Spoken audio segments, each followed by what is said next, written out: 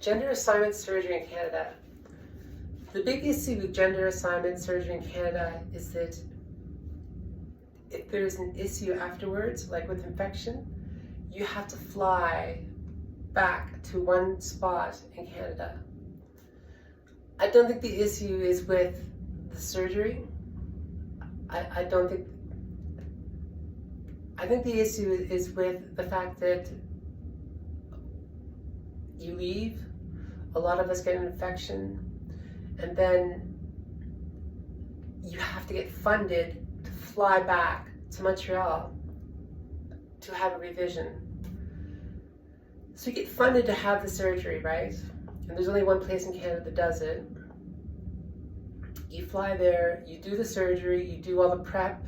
They have you scrub with like betadine or something along that line. You know, there's all of this process that goes on. And then you have, shortly afterwards, if you don't have the money to hang out, I assume if you don't have the money to hang out in Montreal for like a week or two, maybe a month afterwards, you know, deal with any infection, to catch any of the physiological issues that come along with things like sepsis or ischemia, you know, basically flesh rotting or something, then you go home, right? And then you have to fly back. So like if you have to be back to work in a week, you have to go back to work, and then you have to, at some point when you get this infection, which is common with all surgeries. A surgery is essentially a wound. And the risk of infection alongside of having a surgery is, were it not for antibiotics, you would die. If somebody performed a surgery upon you, typically without antibiotics, you would die. It's the only way that it can happen. Because you will likely get an infection with a major wound, unless you're fortunate. So if somebody flies from Montreal to Saskatoon, right? They have they get an infection, maybe they have a piece of ischemic portion of the surgery, or they have a massive infection. They have sepsis. Their whole body becomes horribly infected, and it spreads throughout their entire body, and their organs, their joints, and everything has to deal with it. A bit of a worst case scenario, but these are very real things. These are very, very real things that people go through who have bottom surgery. And the major problem is that when after you do the bottom surgery in Montreal, you leave, you go home, you run into a hospital system that says, well, we can prescribe you antibiotics, right? But for the fact that your vaginoplasty has become deformed, right? There is nothing that we can do for you because we don't know how. And that may be true in some, I don't know how this is true. To be honest with you, I don't know how this is possible. It doesn't make any sense to me.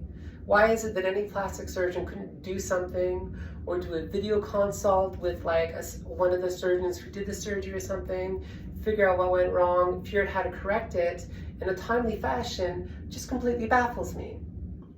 Completely baffles me. You know, like you have to have a revision so that your genitalia works. You know, and I've heard a few horror stories. You know, then you have to fly. Not only do you not have to fly, you have to get funded. So you have to get approved that your problem is approved, right? And then you have to fly from where you are back to Montreal,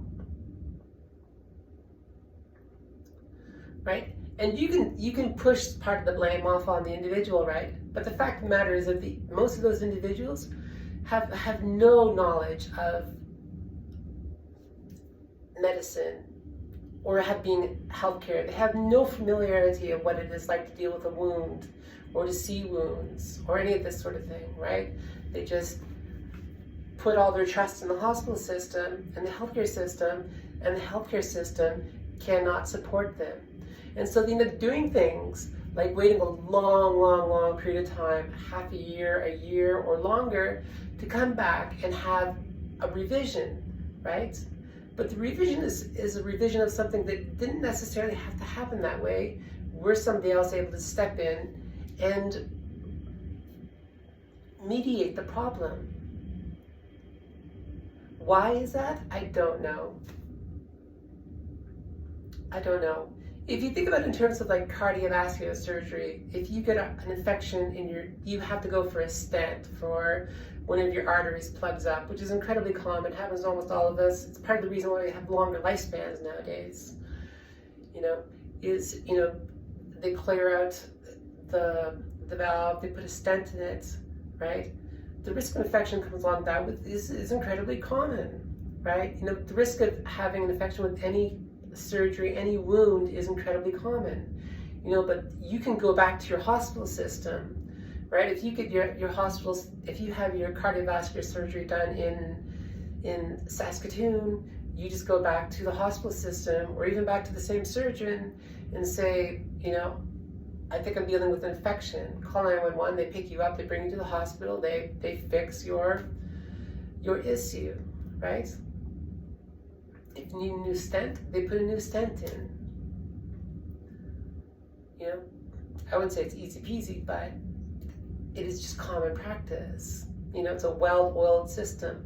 But with vaginoplasty or gender assignment surgery, this is not the case, right? You have to get on a plane, get off a plane, get on a plane, get off a plane, get on a plane, get off a plane. There's 3 flights involved in this, right? And it holds up people's lives, right? You wait and wait and wait for this, and when it arrives, it goes awry, and then you have to get funded, to correct the problem.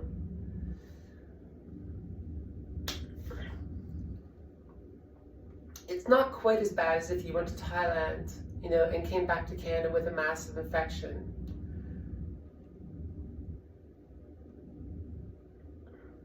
Right? Because you would not get funded to go back to Thailand to get it fixed.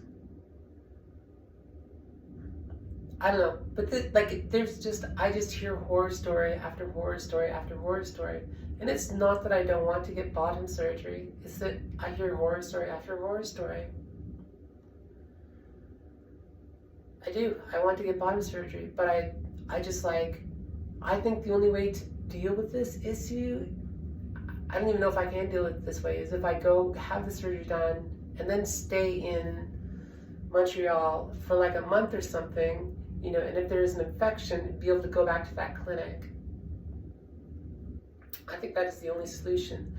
Because if things start moving around, or if like labia starts fusing, or there is an issue with the urethra heals mal-shaped or something, I can go back and say, can we correct this before I get back on the plane, 2 weeks later or something? But then you have to know that something is going wrong, other than just infection. And alongside of with all that swelling, that's pretty hard to determine unless it's like you can't pee properly or your pee goes like this or something. I don't know. I know it's typically with like facial reconstruction.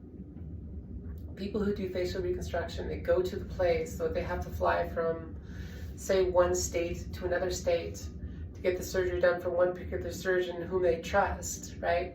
And then they're holed up in a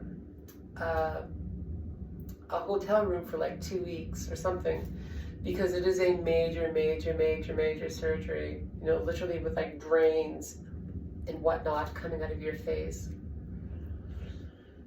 for a period of time.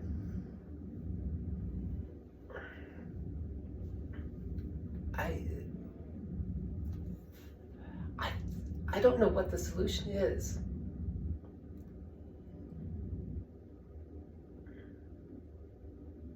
I don't know if the solution is that the Canadian healthcare system takes on doing this surgery for people, which makes a lot of sense.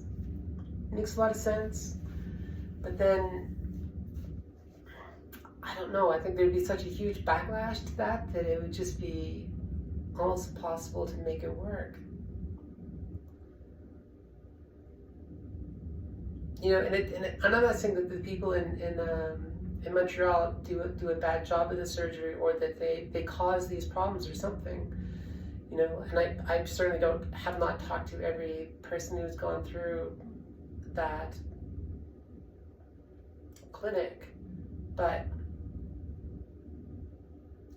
the distance is definitely an issue. I mean, just having it funded. I mean, what happens if the government decides, well, your issue is just not that important?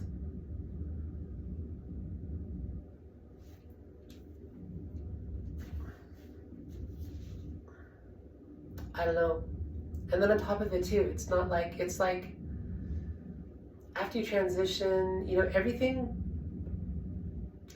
the voice and the genitalia, that genitalia is usually the two things. The voice, the face, and the genitalia are usually like the three hardest things to get around. But at least when you have this part done, then you look in the mirror and it's not getting in the way of, necessarily say your sex life or something, right? If you're with a partner and your partner's kind of like, I don't really know if I like that part, but I'm open-minded, would definitely prefer it if you had a female part, you know, or people just want you for an experiment as opposed to a wife or something, you know, then you need to get that surgery. Some people don't need to do it, but like for me, it's just like,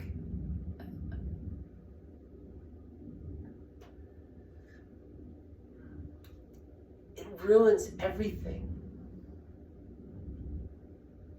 right? It has ruined everything in relation to, like, I wouldn't say it's ruined everything, but it has severely impacted, and often ruined the potential for things like relationships and whatnot.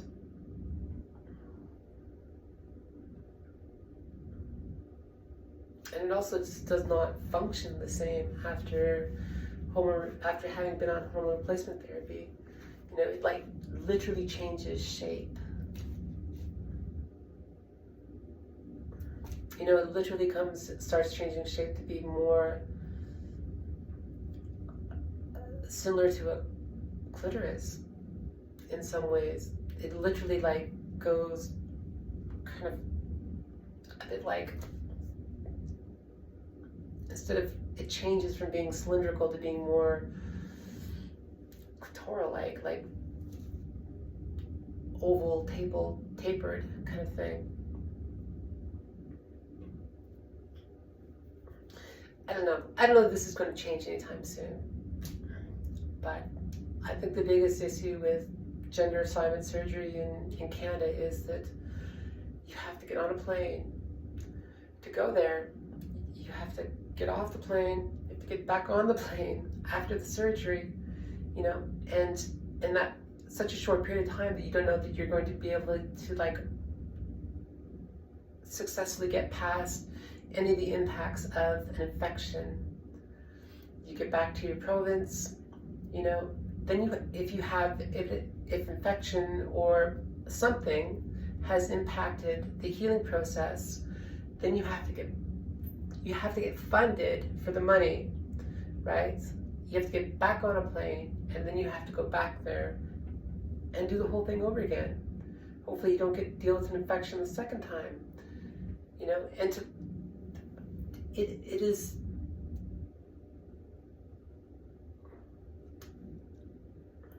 wound care often lasts much longer than 3 days or 2 days or something. Wound care can last months.